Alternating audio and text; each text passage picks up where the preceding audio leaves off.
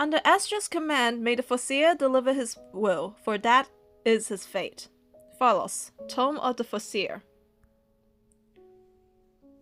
In the coldest regions of Phalos, the Foreseer has resided in the Tower of Thorns since time immemorial. Okay, that must be for a long time.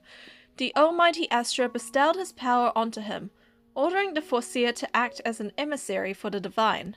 Oh! The royal family sends an envoy to the Tower of Thorns every 100 years to listen to the Foreseer's prophecies.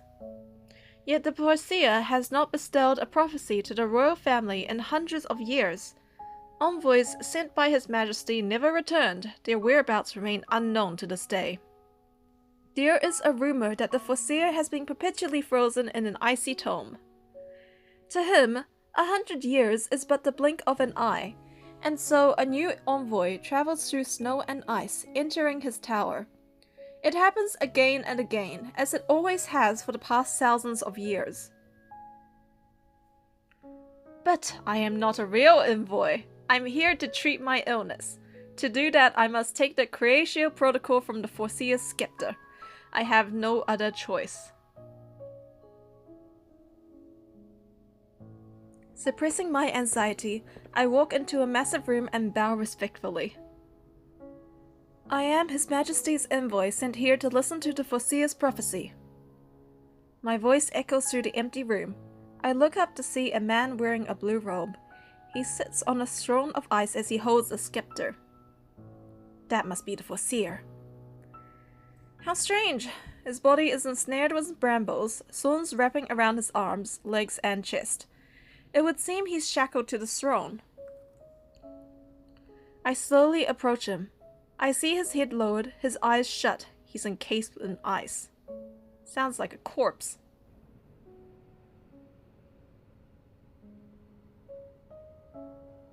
Whoa.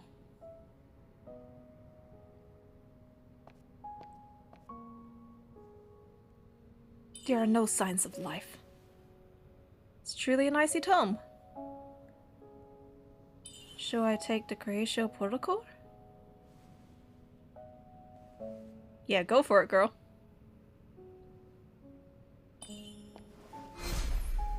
How impudent. Is my imagination playing tricks on me? Isn't he frozen, or is he just pretending? Yep, he's not dead.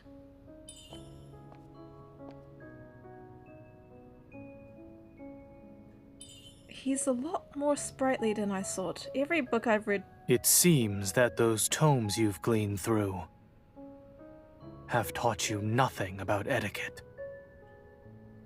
Girl, I would just take this thing and run. Clearly, he's not actually frozen.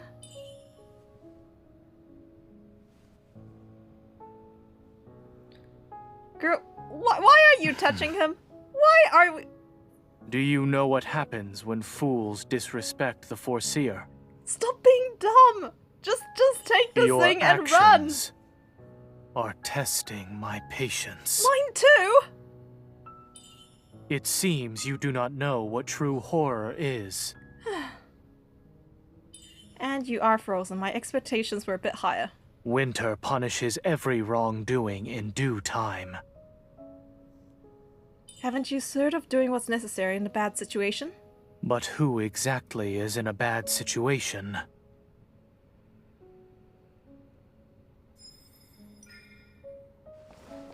I know you like the fan service, but seriously, what are you doing? What is this?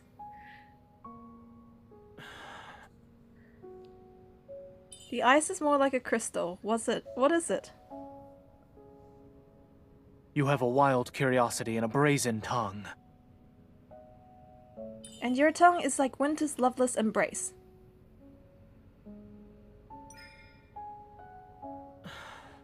Oh, she unfreezes it. A punishment?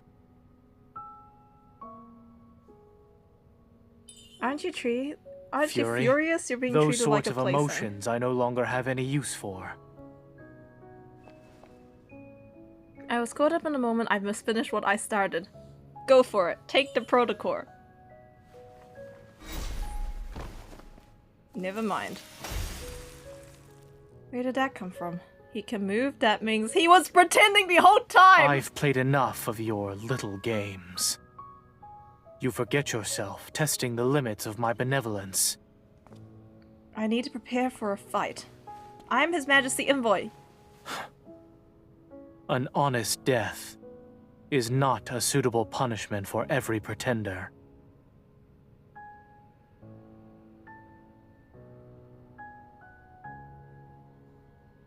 Before I can react, a cold sensation coils around my feet. I look down and see frost climbing up my legs. Tell me, do you know the fate of thieves who sought the Creatio Protocor? Ice reaches my neck and is like a cold hand that tightly grips my throat. Okay, well, it turns out that running was pointless anyway. Without sparing a glance, the Foreseer walks past me. He disappears into the shadows.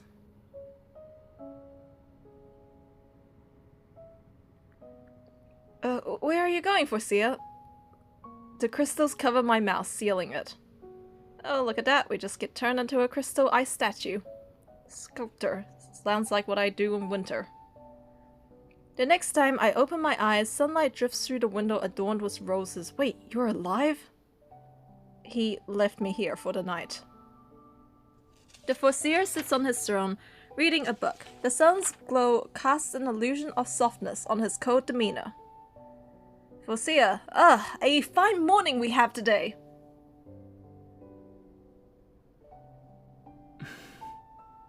He doesn't look at me. It seems he won't even give me the chance to explain myself. You've been encased in ice for ages, but you still read on that throne. Shouldn't you be tired of the world's greatest chair after staying there hundreds of years? You may try it yourself, then inform me of your findings. The Foreseer turns another page of his book. No, I can't feel my body at the moment.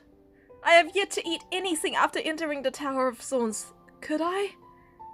I choose my words carefully, yet he still doesn't look up. A human can survive for 7 days without food. Given your stubborn character, you should live for an extra 2 days. But we can't survive for more than 3 days without water. You're not going to leave me frozen for 9 days, are you? I choke up and my eyes begin to tear up. Oh, of course, try to use the pity tears. Are those tears of your remorse? Oh right, I am not His Majesty's envoy. I am here to ask for a prophecy of my future. Every prophet I consulted said I have 3 years left to live. I refuse to believe them.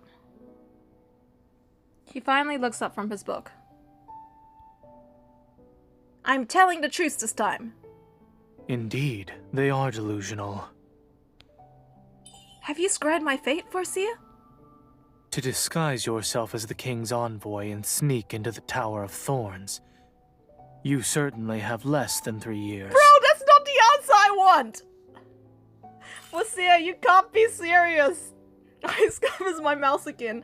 The Foreseer resumes his reading. Desperate times call for desperate measures. An endless silence returns to the throne room. Nightfall greets the tower, taking the place of sunlight. Moonlight shines into the room. Today is my first day of my punishment for entering the Tower of Thorns.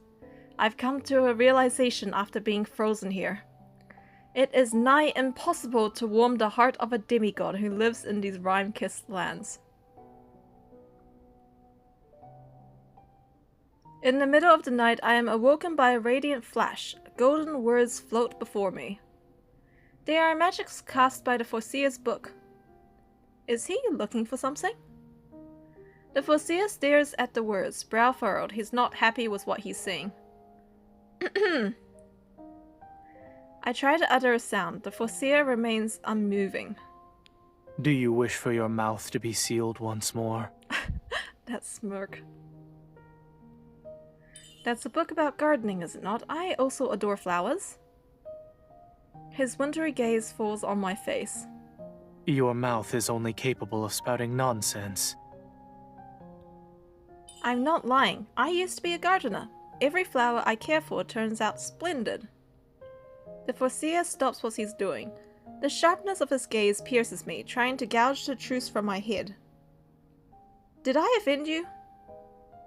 He looks away. With a lift of his finger, the ice on my body begins to melt. My punishment is over? Without any support, I fall to my knees. If you desire it, then I shall indulge you.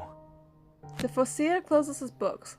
The words of gold dissipate, and the room is plunged into darkness. Once my eyes readjust to my surroundings, the Foreseer has already descended from his throne. Come, then.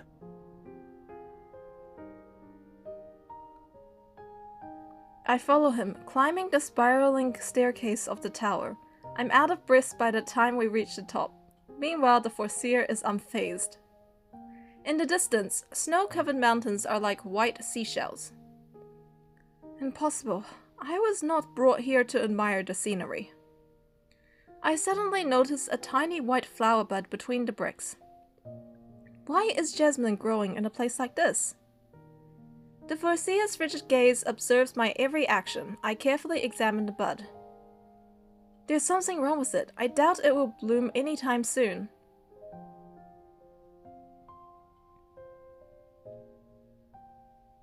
Will you be able to care for it?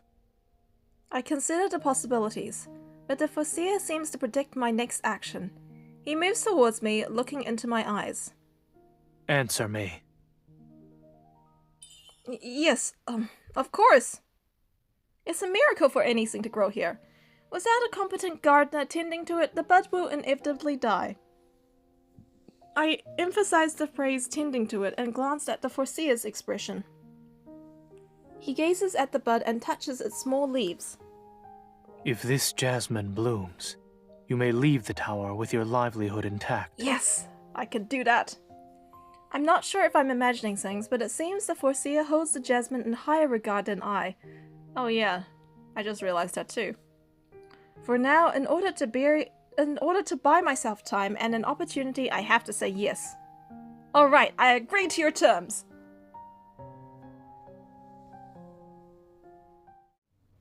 I stare at my reflection in the mirror.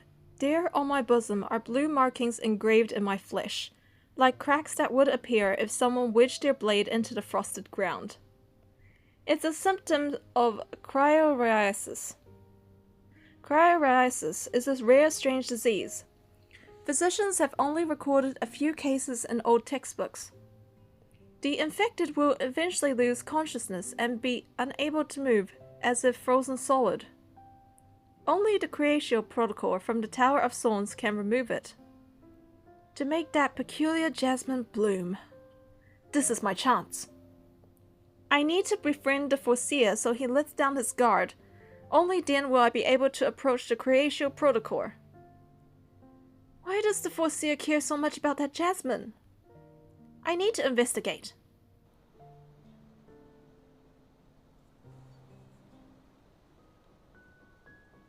The following morning, I examine every part of the tower.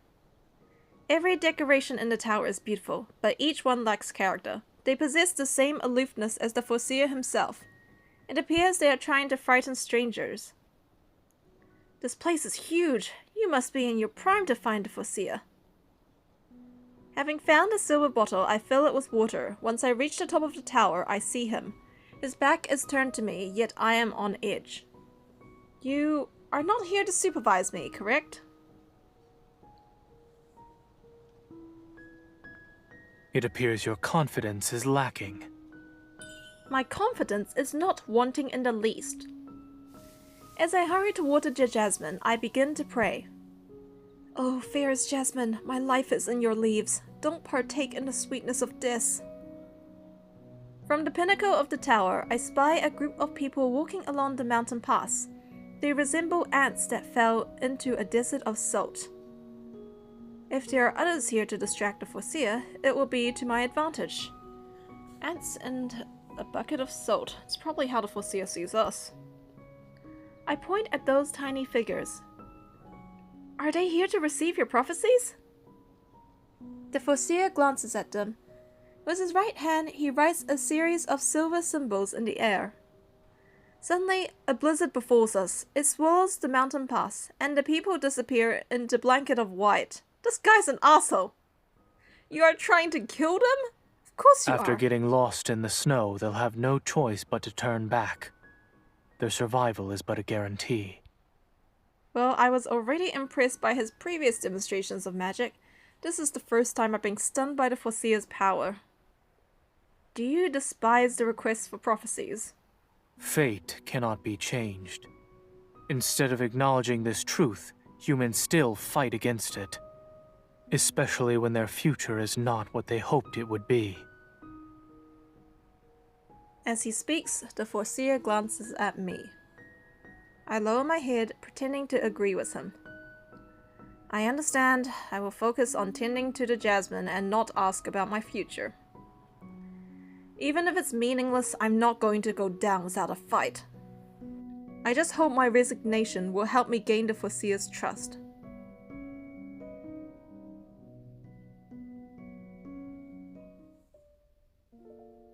Several days passed. I have already memorized my daily routine for taking care of the jasmine. I could do it in my sleep. Yo, why is he wearing something underneath here? Is that his only top shirt? Oh my gosh, that's so cold. In the morning, I hum as I take my silver bottle to the tower's pinnacle. There, I see the Foreseer gazing at the sky. Good morning, Foreseer. Hesitating, I look up to see a sky free of clouds, serene azure, reaching far and wide. Do you need someone to listen to your musings? Silence.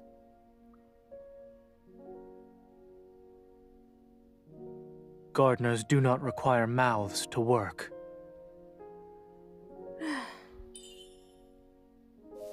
I silently water the jasmine and observe the Foreseer who's acting strange. Suddenly, the sky is filled with the cries of birds. I'm shocked by what I see. Thousands and thousands of silvery white birds fly towards the Tower of Thorns. The sky is covered in a shroud of crystalline feathers. Clear as frost in the morning sun, they shimmer like a nebula within reach. What are they? Arctichions. Arctichions. The Foreseer raises a hand. One of the birds lands on it, seemingly answering his summon, and happily chirps. Does it know you? They pass the tower every year when they migrate. The Foreseer looks at the little bird, his expression full of the warmth one would greet an old friend with. Alas, that was eons ago. I have never laid my eyes upon a creature as stunning as an Arctichion. Your hand. Reluctantly, I hold it out, and he places his hand on top of mine. I panic and pull back my hand. Don't be afraid. Humans are the least of their concern. His hand, warmer than I imagined it to be, gently grabs my palm. A silvery white bird hops from the Foreseer's hand to mine, its feathers reflecting the color of the sky, deceptively depicting a light, brilliant blue. It's lovely. I guess you don't just stay secluded indoors and read all the time. So that is the conclusion you arrived at while resting in ice. It's because I'm curious about the Foreseer. Your name appears in the tome of the Foreseer, but the text only speaks of you as Astra's tool. I don't think its accounts are accurate. The Foreseer remains expressionless. Astra does not write his own story. The imagination of mortals is what remains in the sands of time. The entire time I thought Astra was a woman because of Astra from Honkai Star Rail. But, turns out it's a him? Foreseer lets go of my hand, and the Arctichion returns to its flock. Quietly, he watches them fly away, bidding them farewell. I have to admit, you aren't as merciless as Winter. You care about the jasmine, and you remember to wait for the Arctichions once you're able to move. The coldness in the Foreseer's gaze returns. You are not here to study my behavior. Of course not. Your wild curiosity almost led to your demise.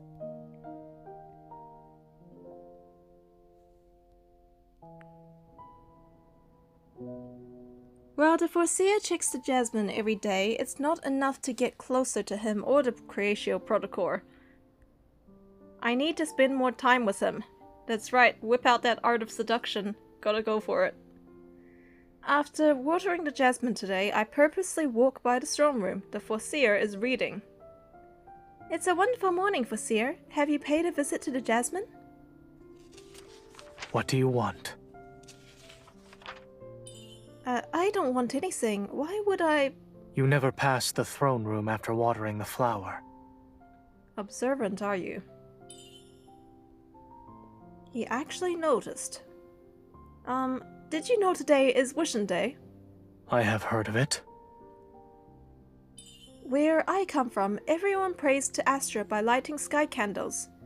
I made one with a few scraps of paper. Very simple, but tonight... The Foreseer looks up from his book. I don't do such things. He certainly knows how to silence me with a single sentence.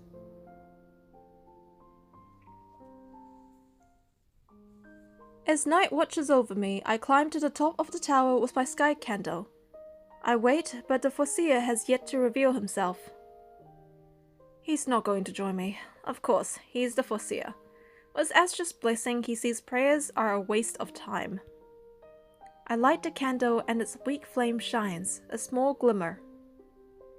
Oh, omniscient Astra the Almighty, please don't let me become like the ice. There are so many places I wish to visit, things I wish to do. Please, I want to live a little longer.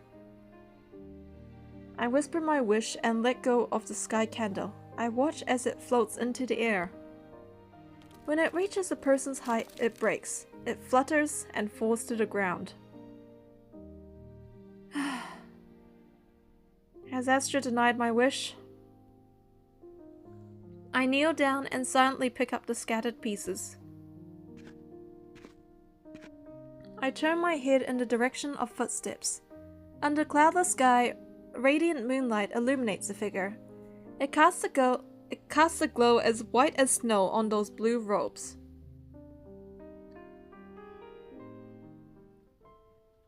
I force myself to smile.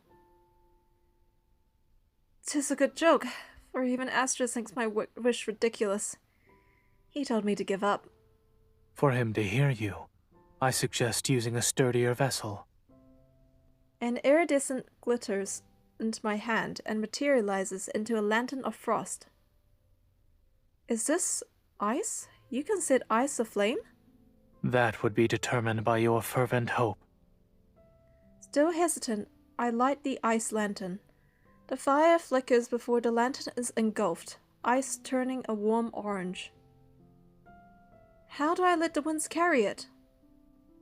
The Foreseer's face is lit up by the ice lantern's display of colors. Fire has brought warmth to his frigid gaze. He draws a few symbols in the air, and almost immediately the lantern in my hand comes to life. It floats to a greater height. I've never seen a sky candle like this. I thought you didn't celebrate Wishing Day. I wasn't lying. However, it just so happens a few lights are needed for tonight. The symbols the Foreseer has drawn begins to transform into ice lanterns that soar into the air. Above the tower's pinnacle, countless lit ice lanterns fill the silent night sky. I gawk at the spectacle right before my very eyes. It's gorgeous. Will Astra hear my wish with so many lanterns? Only he knows.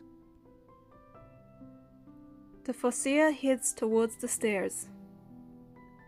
You're just going to leave? Why don't you make a wish? There is nothing for me to wish from Astra. He leaves without so much as sparing me a glance. The Foreseer is kind, despite his appearance. But if he learns of his unwitting assistance in helping me wish for the Creatio Protocol, he would find it absurd. Under my care, the jasmine bud grows bigger by the day. I am happy but also nervous. According to my expertise, the jasmine will bloom in less than a week. I don't have much time. I've also learned that, other than reading and checking on the jasmine, the Foreseer stays at a location hidden behind an ordinary door in the basement. What does he do there? Is the Creatio Protocol's location perhaps actually there? When the Foreseer disappears behind that door again, I pretend to lose my way and follow after him. What greets me is unbelievable, a sight to behold. Behind that door is a library. The ceiling is nowhere to be found. Bookshelves stretch as far as the eyes can see. Oh my gosh, the inner bookworm in me is gonna be loving it. Does the Foreseer obtain his books from here? How can he find anything in this place? I don't even know where he is. My mumbles activate some sort of switch. Ice materializes beneath my feet and carries me into the air. Oh dear. The mystery of how he acquires his books has been solved. I feel as if I'm lost in a sea of books, for shelf after shelf is filled to the brim with them. The ice stops in front of a bookshelf. I'm a good distance off the ground. He's not here. The ice doesn't move. I carefully grab a book right in front of me. Its title is Philos, Floral Inquiry. That's the book he was reading, right? I open the book and see the pages about Jasmine have been read the most. Jasmine's again. Why is this flower so important to him? Is it just because he wants the one atop the tower to bloom? Reading the notes, I try to piece together an answer. When I turn to the title page, there is a single word on it. Zayne. Zayne? Who is this Zayne? He is the person you seek. That's your name. I turn around. On a platform of ice, the Foreseer stands behind me.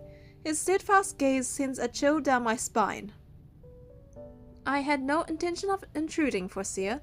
The ice snapped me. Are you claiming the frost coerced you? I take a step back, forgetting I stand on a sheet of ice. My foot touches nothing. Great job. Help! In a moment, I go from descending to being caught in the air. Expressing your regret does not require theatrics. Are you mocking me? I find that hard to believe. His eyes, to depths seemingly immeasurable, are close to my face. The Foreseer carries me to the ground. I come to my senses and lower my head. You can let go. It was good that you were present. It must be dangerous to acquire your books like this. Likewise, 'tis dangerous to push one's duty onto others. Others? An ice cluster appears in front of me and slowly spins. The ice at my feet. Is this its original form? Are you its creator? 'Twas not the work of magic, but a phantasm. A phantasm? The Foreseer taps the ice cluster. Carrying her to the higher shelves without a reason was your doing. Am I wrong? It unfurls and blooms like jasmine, ice particles rippling around us. Does it understand our language? We are like-minded in our distaste for lies. So part of me is still in disbelief. The Foreseer's spells in this library, Fairy's existence, are starting to convince me what I've experienced is real. My apologies. I snuck in because I wanted to know what you did here. The ice heard me talking to myself, so it flew me up there. The phantasmal jasmine runs circles around me before leaping into my hand. Your forgiveness is boundless, for better or worse. It accepts my apology? Ice gathers under me again, and it lifts me into the air. I stumble. I'm about to fall again. Yet another piece of ice appears beneath my foot, steadying me. Curious, I take another step. Regardless of the direction I take, ice forms beneath me. I walk around, excitement in every step. It's like having a platform at my command. Incredible! It knows what I'm about to do! The individual subconscious is also a form of energy. It can sense even the smallest of changes. May I name it Jazz? It was reminiscent of jasmine when it unfurled. You and the phantasm should decide. I am but a witness. I stopped before the Foreseer. With my icy platform, I can look him straight in the eye. Then, may I call you Zayne? With a piercing gaze, he stares at me. A name defines a person. It's important, I would think. I am unable to read his expression. Do what you must.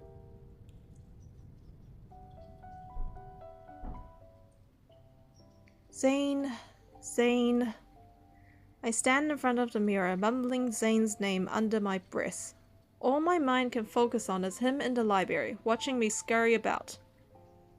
I encroached on his territory by sneaking into the library. Why didn't he lash out? Does he trust me now? The icy marks on my chest are reflected in the mirror, tendrils spreading and twisting, approaching my collarbone. My time is nearing its end. Oh no.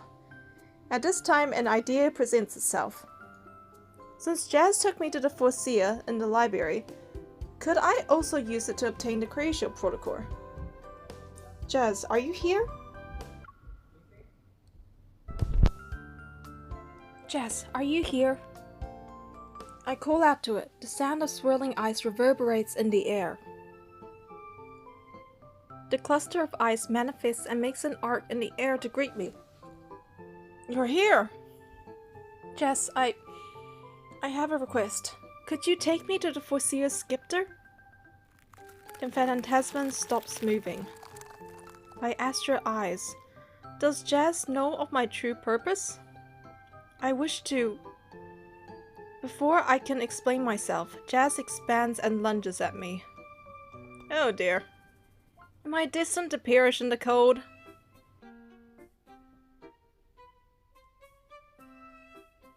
Before I could utter a scream, I realized the crystals phase through my body. There is only darkness. The faint sound of running water catches my attention. Where am I? The distance away, I can make out an indigo spark. That surely must be the Creatio Protocol. Thank you, Jazz. As the light is within my reach, I take note of my surroundings. Steam escapes behind a dark-colored curtain. Moonlight shines through the window, landing on Zayne's shoulders and revealing the drops of water running around his back. Wait, did we just... Why was I brought to the Foreseer's bedchamber? Is he trying to be a wingman, that ice? I must take my leave before he notices. I hold my breath and take one step back. Oh dear. Zayne turns around and our gazes meet. Oh no. I'm sorry for disturbing you, but I swear on my name that Jazz brought me here. Maybe the turmoil in my mind is playing tricks, but Zayne is perturbed. With the slight curl of his finger, the steam around us turns into a white cloth that hangs around his waist. Thank goodness. And with another wave of his hand, an unseen force pulls me in his direction. I stand before him. What brings you here? His hair, his face, his chest, all wet from the water. I am unable to avert my gaze and I feel a rising heat on my face. But what is more astounding is the number of scars etched on Zayne's body. I thought the jasmine was about to bloom. I was unaware you were bathing. Having coughed a pitiful excuse, I close my eyes. I sense the invisible force is gone. I open my eyes and Zayne is putting on his robes. No one could have predicted Jazz to be unwavering in its loyalty to you. However, I expected as much. It knows only of us and thus considers you a friend. Are you going to punish Jazz? It only indulged in my whimsy. Should I punish you in its stead? Zayne's unwavering gaze meets my eyes. If the jasmine meets something terrible as I sit in an icy prison for 3 days and 3 nights. Worry not. Punishment awaits. What do you mean? Are you going to kill me after the jasmine blooms? Is a horrible death the only consequence you can think of? Well, yes, it's you. I have no interest in taking the life of another. Wait, really? Is it for this reason you will let me live? You should decide that for yourself. With a wave of Zayne's hand, I am pushed out of his bedchamber by an unseen force. Zayne will catch me if I am anywhere near the Creatio Protocore. That's a problem. And the more I learn of Zayne, the greater the mystery enshrouding him. Those scars etched into his flesh. Someone has stabbed him. Yet no one else lives in this tower. How could he have been so wounded? He is also blessed by Astra. Who could be powerful enough to injure him? My curiosity extends beyond our current relationship. In other words, I will never be given an answer. The very next day, I visit the library at midnight.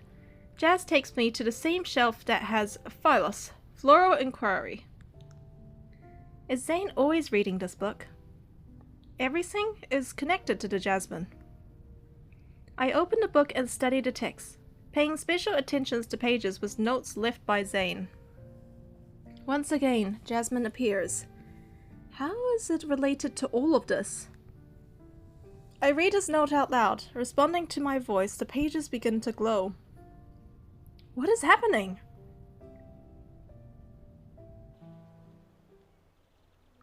When my vision returns, I find myself in a sea of white flowers.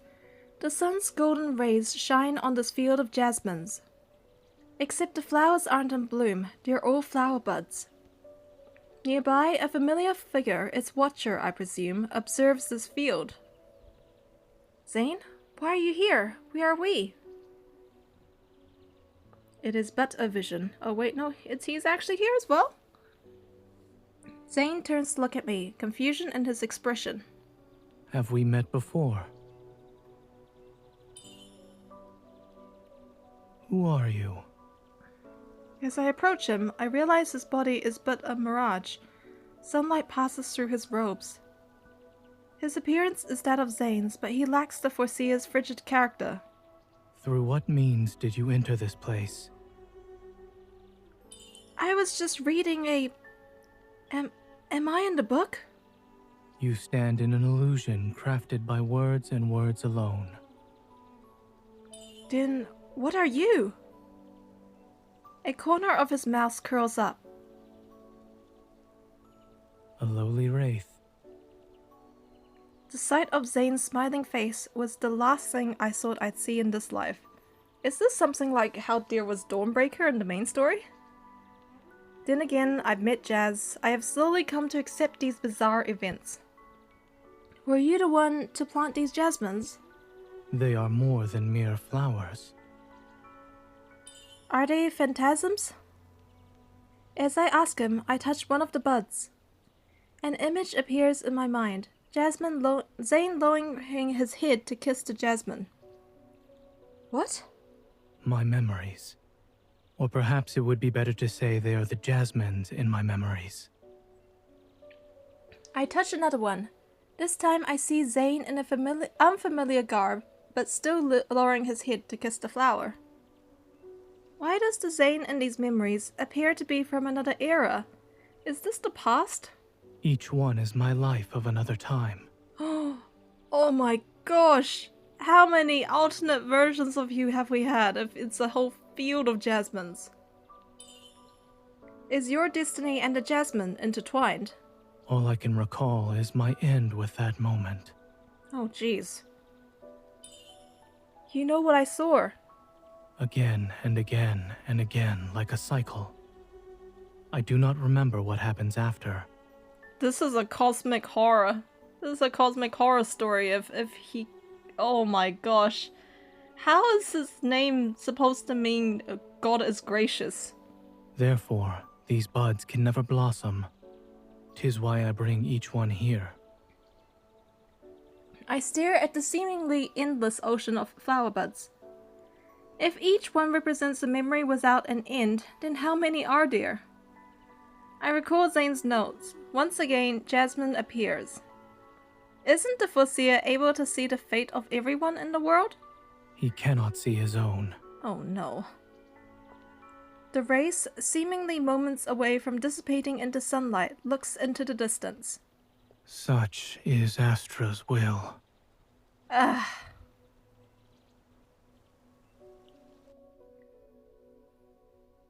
I leave the library and slowly climb the staircase. My thoughts still linger on the book's illusion. I reach the top of the tower, and there Zayne stands in the moon's immaculate glow, thinking deeply while gazing at the jasmine. I understand its significance to him now. He's pinning his desire to remember onto the flower bud. You are not forbidden from entering the library, but you cannot venture there as you please. Why not? Zayne, have you ever considered leaving the tower? Zayne looks at me, his emotions inexplicable. What text did you find to make you ask such a thing? Maybe these jasmines represent the outside world. Zayne lifts his hand, and I am abruptly pulled towards him. His hand grasps my throat, his wintry gaze meeting mine. Oh no. Your insolence reveals itself.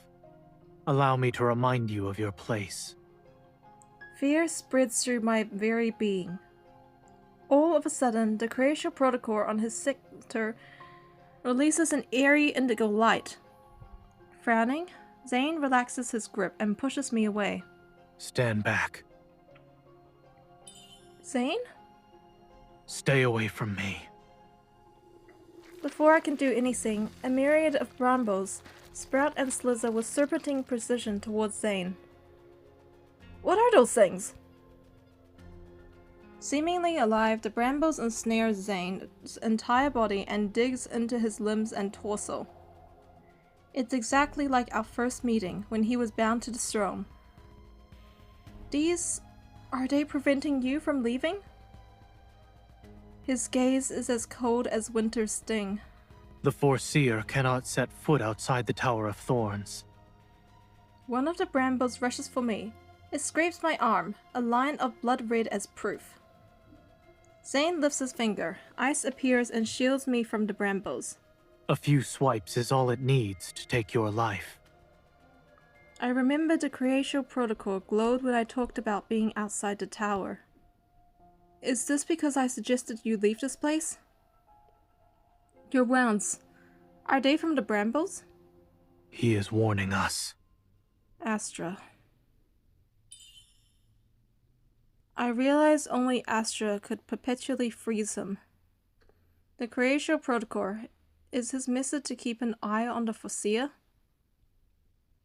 Not only does Astra punish any attempt to leave the tower, but even the mere thought of it is also intolerable. Sounds like a toxic relationship. You've attempted to leave the tower, yes. That is why Astra punished you. I have no recollections of such. I'm sorry. I was unaware. I assumed you didn't want to leave. You've begged enough for forgiveness.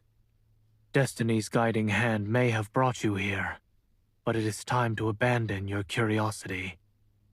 The brambles seem to have calmed down and disappear into smoke. If not for my wounded arm, I would have assumed I was dreaming. There will be a solar eclipse tomorrow. I must wait at the tower's pinnacle for the prophecy.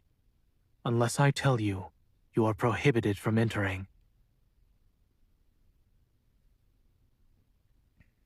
Astra gifted one of his eyes to the Foreseer. By walking the winding paths of time, did the Foreseer understand its passing. This is the power of the god. Is the Creatio Protocol his eye?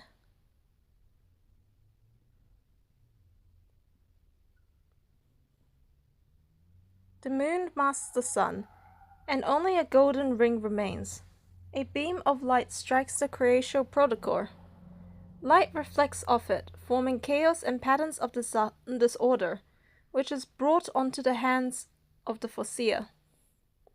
Ancient symbols gradually appear as he pieces together a puzzle. Astra will has presented itself, and the Foreseer's indifferent facade reveals a hint of indignation as he too is imprisoned by the prophecy. Astra has spoken.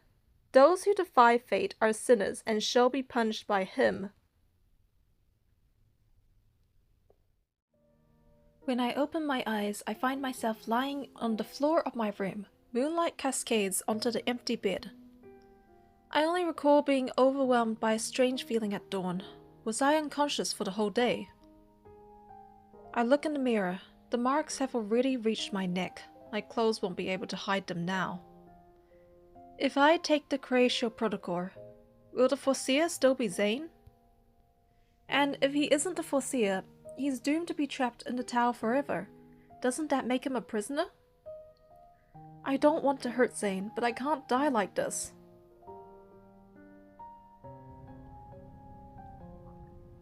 What if I told Zayne the true extent of my illness? I enter the library. Ice appears in front of me, forming an arc. Jess, is the Foreseer here? The phantasm sways from left to right. I'll take that as a no. You and the Foreseer dislike lies. Would he ever forgive someone who had lied to him? Jess sways in an agitated manner. Of course, he won't forgive me then.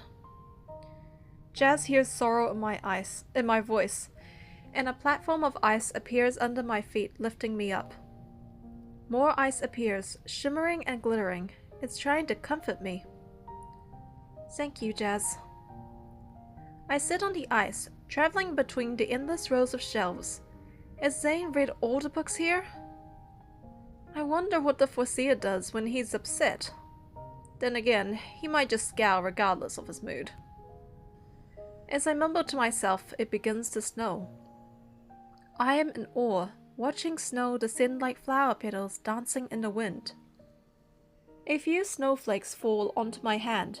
They sparkle like crystals and do not melt. What are they? Were you not the one asking about what I do when I'm upset?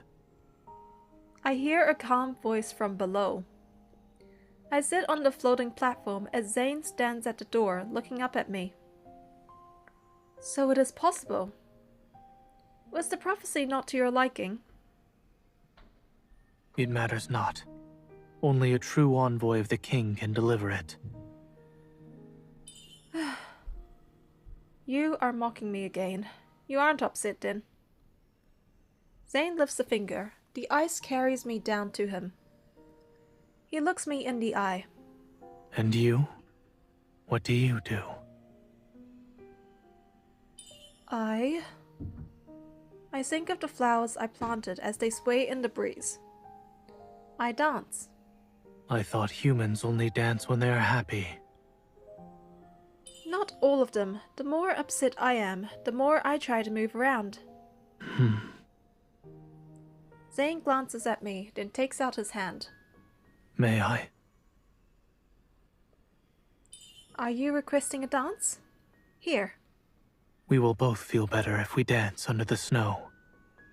I hesitantly look at Zayne. His expression is reminiscent of a merciless blizzard as per usual. Would you prefer we do something else? We can dance.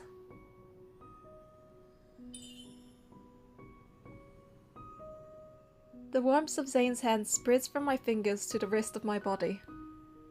In the tower's library we waltz. Snowflakes gently flutter around as we step on jasmine-shaped ice. Everything has led to this precious moment. We gaze into each other's eyes, our hands touching, our steps synchronized. You've lived here by yourself since the beginning. Who taught you how to dance? This can't be your first time. Perhaps my body still remembers the motions from the past. Are you referring to your other lives? The Foreseer cannot truly die, so your description isn't right. Zayne looks at me, but he's gazing into a time long gone. What is it like to remember things from another era? It is no different than being in a never-ending snowstorm. I watch Zayne, the lonesome air surrounding him. So we are in the same room, moving to the same rhythm. He is a dreamer whose dream may soon come to an end. I squeeze his hand. If the snowfall is eternal, find someone to dance with you. At least, the two of you will be happy. Zayne's gaze sweeps across me like a feather brushing across my cheek. You don't seem to be upset anymore. Our dance would be better with some music. Following the rhythm of our steps, I start to hum. My voice echoes within the library. You always hum this melody when watering the jasmine.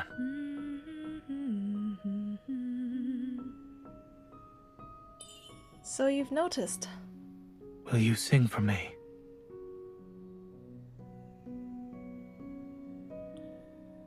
To the afterglow cries cosmic demise. Our world is deceptive amber paradise. In these sands of time, my frozen bouquet awaits. Is your gaze so full of wonder? I hold 4 jasmines asunder. His secrets revealed. Hark the bard, all legends unfold. This distant tale they sing to you. Unspoken desires, sincere and true. A jasmine in time's embrace. A fragrant aria, a moment's grace. I wonder what it'll be like in Mandarin. I am definitely watching the translated version after this. Zayne cannot recall the first time the jasmine appeared. Ever since he took upon the mantle of Foreseer, the Tower of Thorns have always been home to the jasmine that never bloomed. It's like a riddle flower waiting to be solved, or maybe it's a metaphor for his fragmented memories. The jasmine's existence is an unremovable thorn, a reminder of his past, of his failure to remember who he is. Zayne dreams the same dream. It is one he has dreamt of many, many times. He kisses the jasmine bud, and then his entire being sinks into darkness. Zayne. Zayne.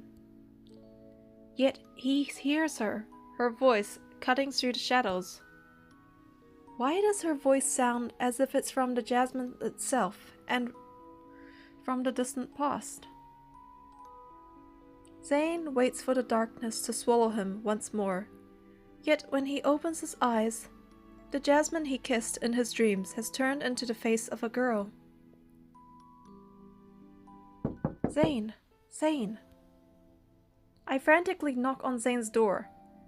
Time passes before Zayne opens it. He appears to have just woken up, his eyes hazy with sleep. I thought you were normally awake at this hour. Zayne doesn't respond. He only looks at me as if I were a stranger.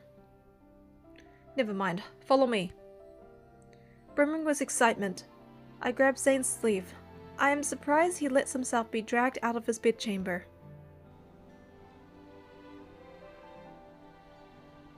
I bring Zayne to the top of the tower. In the joyous glow of the sun, the jasmine's trembling petals unfurl one after another. Zayne, the jasmine has bloomed! I checked Zayne's expression, curious about his reaction. His eyes hold a burning spark as he looks at me. What? Haven't you been looking forward to this? Zayne lowers his gaze, suppressing the light in his eyes. It seems he's looking at the jasmine and me. At last. Well, am I not a skilled gardener? You were late. Late? When not a single blade of grass grows here, but a strange jasmine. You don't need a gardener. Hence why it only bloomed in your presence. Don't shower me with praise. Now you're making it sound like this was bound to happen. Deep in thought, Zayne stares at me.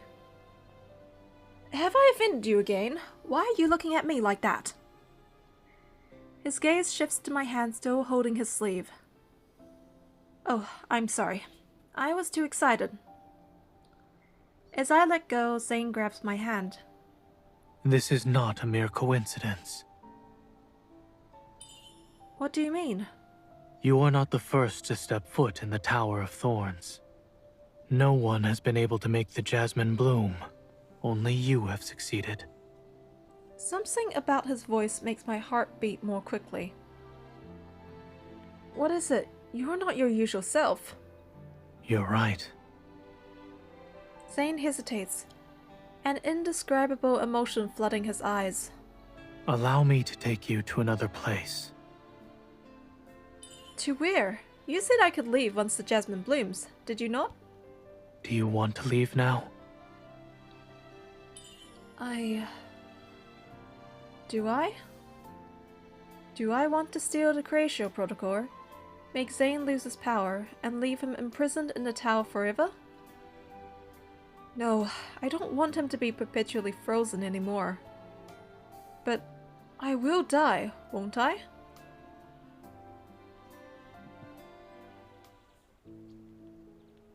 I never expected Zayne to take me to the field of jasmine in Philos' floral inquiry. Under the warm sunlight, we walk amongst the sea of flowers. Zayne? He turns to me. The expression on his face is familiar yet unfamiliar. It's unfamiliar because of how different the Foreseer and I are. The distance between us is a chasm, but the current him reminds me of that race. I don't understand. Is this person in front of me real or an illusion? Why did you bring me here, Zayne? Zayne's eyes shimmer like a lake on a midsummer's day. I wish to confirm something. What is there to confirm? He cups my cheek, seemingly losing himself in my eyes. His gaze shines bright. My heart is racing, violently beating in my chest. That I won't lose you again. But then, a suffocating indigo is all I see. The blinding light consumes my vision while my heart feels like it's being crushed. I clutch my chest and faint.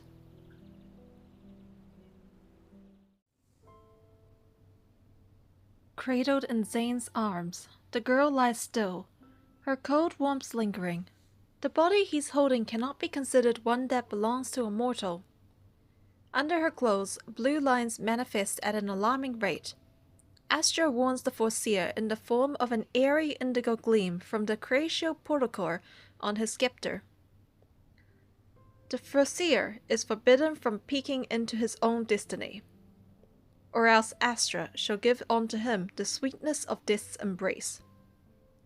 Even so, the Foreseer must see the future of this girl whose fate is deeply intertwined with his.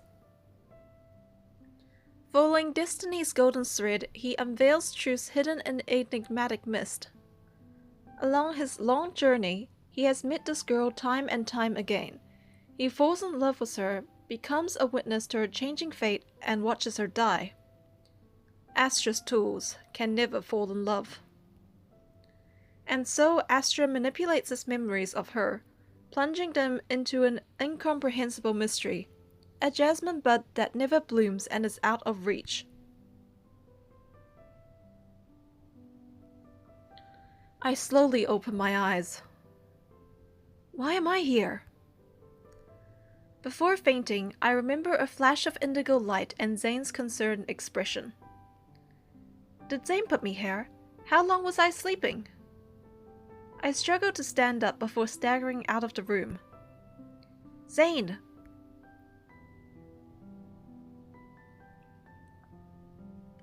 I search every part of the tower, but Zayne is nowhere to be seen. I manage to find a hidden staircase. I climb each step and find a door at the end. I can hear noises from inside the room.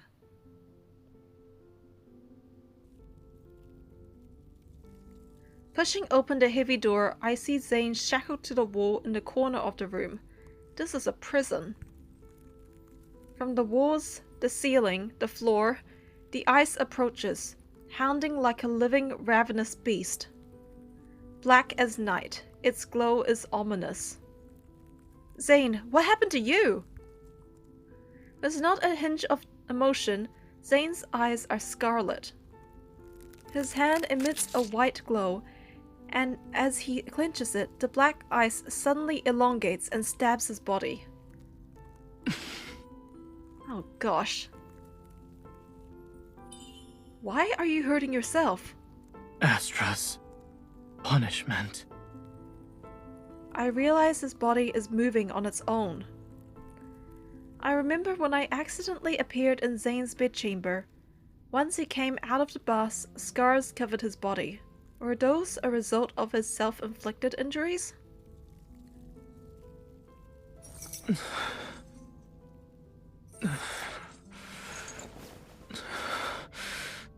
Oh dear.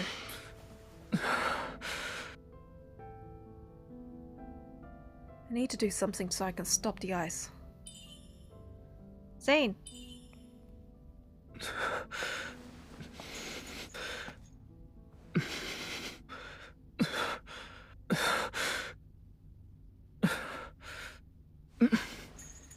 It's too dangerous.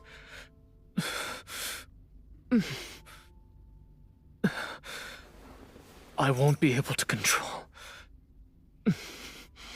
Leave. Now.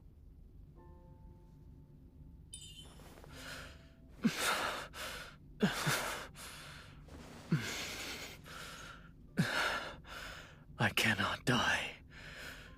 This agony I've experienced before.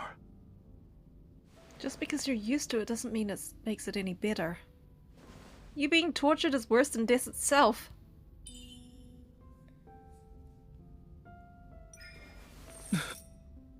Is there a way to remove it?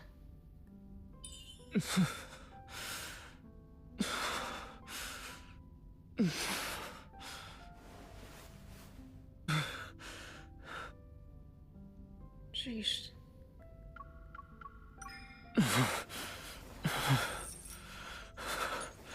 I can't stop the ice.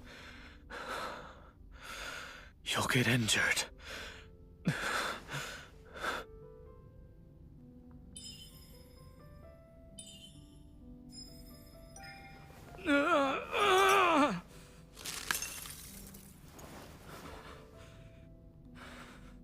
She stopped it? Somehow?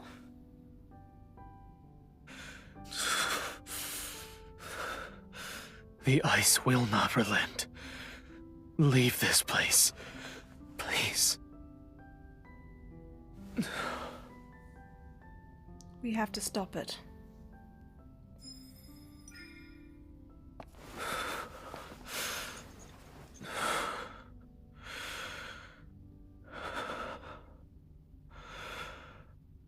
Why didn't you leave? Compared to the previous trespassers of the tower, you truly are the most audacious. The black ice has ceased its movements, but the prison is still cold. I unshackle Zayne's hand. Seeing his bloodied wrist, sorrow wells up in my heart. Zayne, I approached you so I could take the Cratio protocol, but... I know. While you were unconscious, I divined your fate and the reason you visited the tower. But why did he punish you? Zayne's gaze is calm. Our fates are intertwined. Excuse me? I bear the name of Foreseer, so Astra punished me for defying my own fate. My hand is held in his palm, stained with blood. Come then.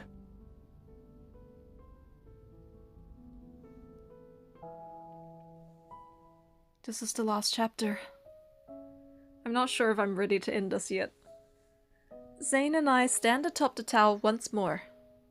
Under gentle moonlight, the jasmine wilts petal by petal. They fall to the ground like paper, ready to scatter to the wind. Oh no.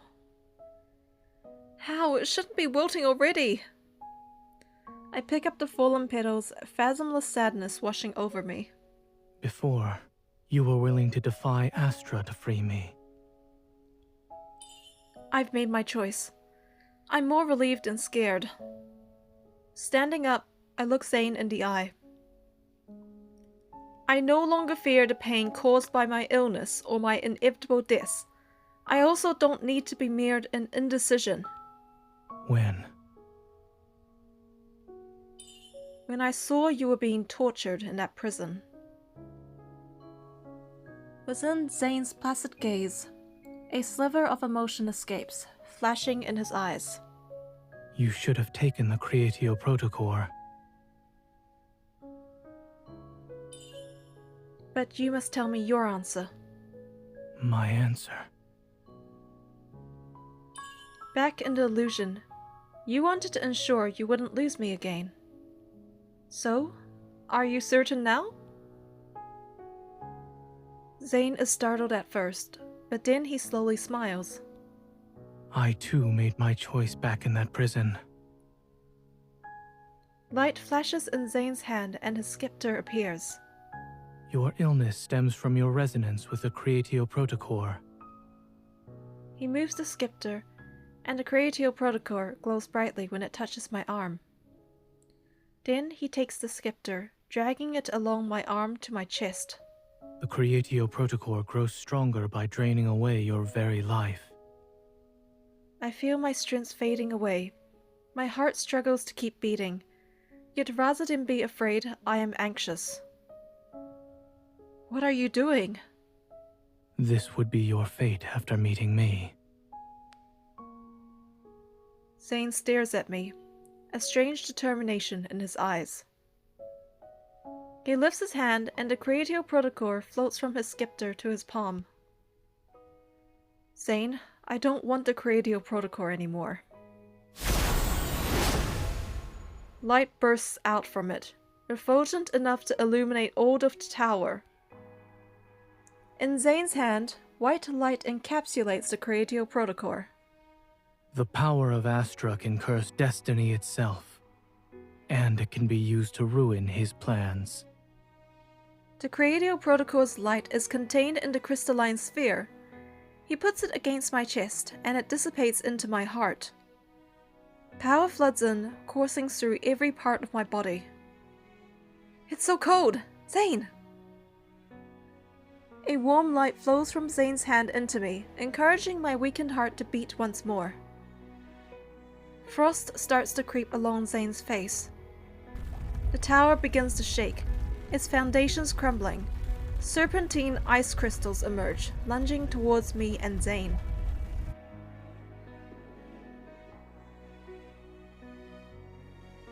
Zayne embraces me, and light from his hand shields me from the ice. Why, I wasn't going to live for much longer. Accompanying a desperate resolve is a deep pain in Zayne's eyes. Your destiny is not written in stone. The ice embed themselves into Zayne's back. Zayne. I won't forget you. Not this time. The light gets brighter and brighter, surrounding me until all I can see is white. Oh no. When the light fades, the ice, the tower, and the Creatio Protocore are gone. Only a familiar figure stands before me. Zayne, you're hurt. The Creatio Protocore exists inside you. Astra's power is yours to wield. This place is bound to collapse. I'm here to bid you farewell. Don't leave me. I want to stay by your side. The tears I've been desperately trying to hold back fall. Zayne's gaze softens. Don't cry. I thought you said you didn't want to lose me again. I will never lose you as long as you are alive and well. The riddle I've struggled with has an answer. At long last, I shall never forget you. Zayne wipes away my tears. I wish to end it on my own terms. May I? He slowly smiles. It's like watching the first sprout break through the melting snow. Zayne leans down and kisses me for the first and last time. Light washes over me, akin to waves slapping the shore. I try to reach out to him, but he smiles and slips away like sand falling between my fingers. Oh. I call out his name, but there is no response. I I sit up and find myself in a field of flowers. Jasmines? The warm sun shines down on them. I'm reminded of the book's illusion. However, these jasmines are in full bloom. Are you alright, miss? Nope, not at all. Where am I? I need to visit the Tower of Thorns. Don't be silly. There's been a raging blizzard these past few days. All entrances to the mountain have been blocked. But the Foreseer... Even he cannot defy Astra. No one knows when the mountain path will be clear. Best you forget about receiving any prophecies. The tower is but a tiny dot in the distance. I can barely see it. My frozen heart shatters, breaks, splits within a single moment. I lower my head, my tears falling one by one onto the blooming flowers. Don't cry. Zayne? Through the tears, I see a sphere of soft white light. Promise me you won't cry anymore. Withered jasmine petals appear in my hand. Now they shall never wilt. The fallen petals merge into a single jasmine flower. Ice envelops it, making it as lovely as the day it bloomed. With this, I will not forget my answer. Oh. A howling blizzard never seems before seals all paths leading to the Tower of Thorns. There's no telling if the snowstorm will ever disappear. The mountain and its lord has fallen into an eternal slumber. No one can venture into the tower. No one has met the Foreseer since. This legend rests in fathomless rime and snow. Forgotten. And just like that, it's over. I am so depressed now.